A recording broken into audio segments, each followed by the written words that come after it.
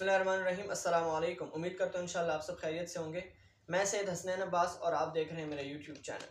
आपके लिए कुछ खबरें हैं, बहुत खौफनाक खबरें हैं। जिस तरह से मुल्क के हालात चल रहे हैं, जिस तरह से मुल्क में एक काली तरमीम की गई है, उसकी वजह से जो हालात छाए हुए हैं, उसके हवाले से भी एक बहुत ही खौफनाक आपके लिए खबर है। सबसे पहले जो सोहराब बरकत साहब ने इसको रिपोर्ट किया है, उन्होंने कहा कि जब सुबह मैं एम्बेसी में था, गैर मुल्क की एम्बेसीज में मैंने चक्कर लगाया, तो उधर मैंने देखा कि बहुत सारे लोग जिनकी लाइनें लगी हुई हैं और वो इस मुल्क से बाहर जाने के लिए तैयार हैं। तो एक बड़ा सवाल ये पैदा होता है कि अब ही क्यों, यानी जब से ये नून लीग की हुकूमत आई है, जब से जुल्म बर्बरियत इस मुल्क में शुरू हुआ है, तब से इस वतन से लोग मुसलसल यहाँ से हिजरत कर रहे हैं। ऐसा लगता है कि जैसे जिस तरह से 1947 में जो हिजरत हुई थी, वैसी एक बहुत बड़ी हिजरत दोबारा होने वाली है। और इन खबीस लोगों से, इन बेगैरत लोगों से मेरा एक सवाल ये है कि अगर ये लोग यहाँ से मसलन हिजरत कर जाते हैं, दूसरे ममालिक में चले जाते हैं, अपने वतन को आप चले, अपने वतन को आप उनको छोड़ने पर मजबूर कर देते हैं, तो आपने यहाँ बैठकर करना क्या है?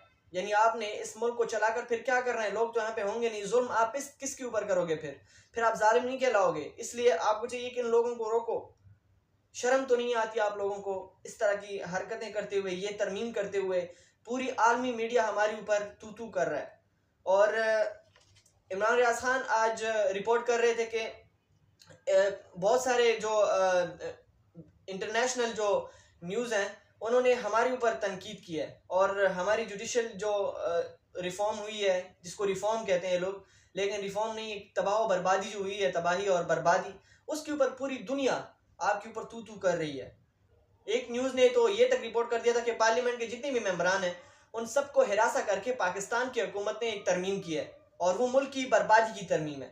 यानी पार्लियामेंट का कोई इसमें वो इजाज़त का, उसके पार्लियामेंट का कोई इसमें मर्जी नहीं है, उसकी मर्जी के खिलाफ एक तरमीम की गई है और वो तरमीम मुल्क की तबाही कर रही है। अब से कुछ घंटों बाद, शायद उस वक्त जब मैं वीडियो अपलोड होगी, तब तक वो कमेटी का इजलास हो भी चुका होगा। लेकिन एक कमेटी का इजलास होगा जो ये तय करेगी, एक पार्लिमानी कमेटी बैठेगी जो ये तय करेगी कि पाकिस्तान का चीफ जस्टिस कौन होगा। अब 3 नाम सामने आ रहे हैं। पहले नंबर पे जो सीनियरिटी बेस से हैं वो मंसूर अली शाह साहब हैं। दूसरे नंबर पे जो है हमारे पास मुनीब अख्तर साहब, और तीसरे नंबर पे यहया खान अफरीदी आता है। लेकिन जो हुकूमत का जिस तरह से हालात वाक़यात से जो नज़र आ रहा है, ये लगता है कि यहया अफरीदी को वो लोग चीफ जस्टिस बनाएंगे। लेकिन अगर ऐसा होता है तो फिर ये सवाल एक बहुत टेक्निकल सवाल है जो बहुत सारे रिपोर्टर्स ने उठाया, बहुत सारे सहाफ़ियों ने उठाया और बहुत सारे और लोगों ने भी पूरे पाकिस्तान में, कि अगर इस तरह होता है तो फिर जो पहले 2 सीनियर हैं जस्टिसेस, वो क्या करेंगे? फिर सीनियर जो जस्टिस हैं वो क्या करेंगे? यानी मंसूर अली शाह साहब और मुनीब अख्तर साहब, क्या वो रिटायरमेंट ले लेंगे? यानी आमतौर पर जिस तरह इमरान रियाज खान साहब ने कहा कि आर्मी में तो यही होता है कि जब एक आर्मी चीफ बनता है तो उससे जो सीनियर होते हैं वो रिटायरमेंट ले लेते हैं, क्योंकि वो नहीं चाहते कि हम किसी जूनियर को सैल्यूट करें। तो देखते हैं अब क्या होता है। वैसे तो मिलिट्री कोर्ट ही है, सारा कुछ मिलिट्री करवाती है, सारा कुछ आर्मी करवाती है। तो अब देखते हैं कि इस मामले में क्या होता है। ये एक टेक्निकल क्वेश्चन है सबकी तरफ से। और पीटीआई ने इस पार्लिमानी जो कमेटी है इसमें शिरकत करने से इनकार कर दिया है। अब इसमें कुछ सवालात ये उठ रहे हैं पीटीआई के ऊपर के कुछ लोग ये कह रहे हैं उनकी हिमायत में कि हाँ, उन्होंने सही किया बाइकआउट करके। कुछ लोग ये कह रहे हैं कि नहीं, कि उनको बाइकआउट नहीं करना चाहिए था। बाइकआउट सही क्यों किया है, उसकी हिमायत में लोग ये कह रहे हैं कि मसलन बाइकआउट इसलिए उनको नहीं करना चाहिए, सही किया उन्होंने कि बाइकआउट उनको करना चाहिए था क्योंकि वो फॉर्म 47 की जो पैदावार है उसको तो वो मानती नहीं है, यानी पूरा पाकिस्तान ही नहीं मानता। लेकिन पीटीआई के जो जितने भी उनके एमएनएज या जितनी भी उनके पीटीआई की क़यादत है वो तो उसको मानती नहीं है।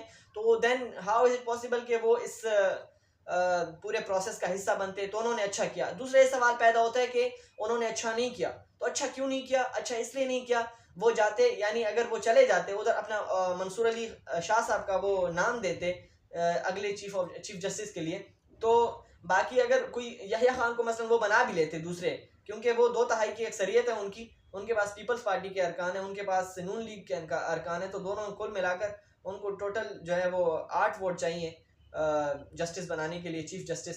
उनके पास 9 है, तो वो आराम से बना लेंगे अगर पीटीआई नहीं भी जाती। लेकिन पीटीआई को जाना चाहिए था, क्योंकि अगर बाद में कोई मसलन कोर्ट में जाना पड़ जाता है, अदालतों की मतलब यानी कि अगर ये चैलेंज हो जाता है अदालत में बाद में, तो उनके पास कोई जवाज़ हो ताकि वो आगे इसके ऊपर बात कर सकें। यानी वो ये कहें कि मसलन हमने मंसूर अली शाह साहब का हमने नाम दिया था और सीनियरिटी बेस पर उन्हें चीफ जस्टिस होना चाहिए थे, लेकिन वो नहीं हुए। तो बाद में मतलब वो इस काबिल हो कि वो कोर्ट में इसको चैलेंज कर सकें।